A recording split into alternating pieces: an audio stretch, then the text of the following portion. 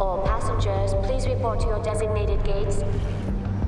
This is the final boarding call for the 7:15 departure. One of the core items of the show is the elevator, so to speak, and it's an incredible device dramatically. The first time I read the script, because the writer Kurt Wimmer didn't tell us he was going to put an elevator through the core of the Earth in the script. So I'm sitting there reading the script, and I'm saying, oh my God, there's an elevator through the core of the Earth. How are we ever going to do this?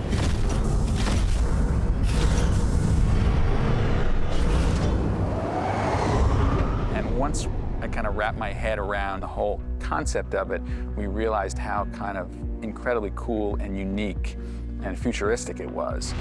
And then it wasn't really until Len and Patrick Tatopoulos got involved that we started to figure out what that would look like. You know, I think there's a sense of scale. I worked out some of these things when I did Independence Day years ago, working with Ron Emmerich. The fact that sometimes the more complex the shapes are, the less big an object seems to be. Simple, bold shape creates scale with details. We have to kind of make it in some ways, shape-wise, minimalistic, not too crazy. So we're starting to study some simple shape. What does an elevator look like? It's basically a box that goes up and down. Wow, we could just do that. So we worked and detailed the craft. Has it ever occurred to you that we always sit in these exact same seats? The seats. We have asses. Seems like the logical thing to do. But the big thing for me, I really tried to push Len onto, and he actually clicked pretty good about it, is to say, you know, we're in a futuristic movie, we're in a sci-fi movie, but we want people to relate to what's inside there.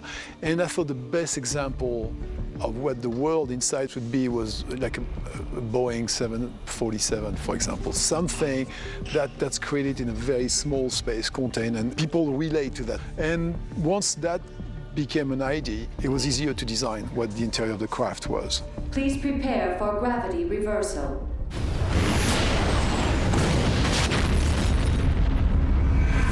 It has to be amazing. It has to look convincing. It has to suspend your disbelief that something like that can exist and do what we say it can do. The science in it has to be based in some form of reality. I checked up about the whole idea of the fall. Of course, it's probably not going to happen.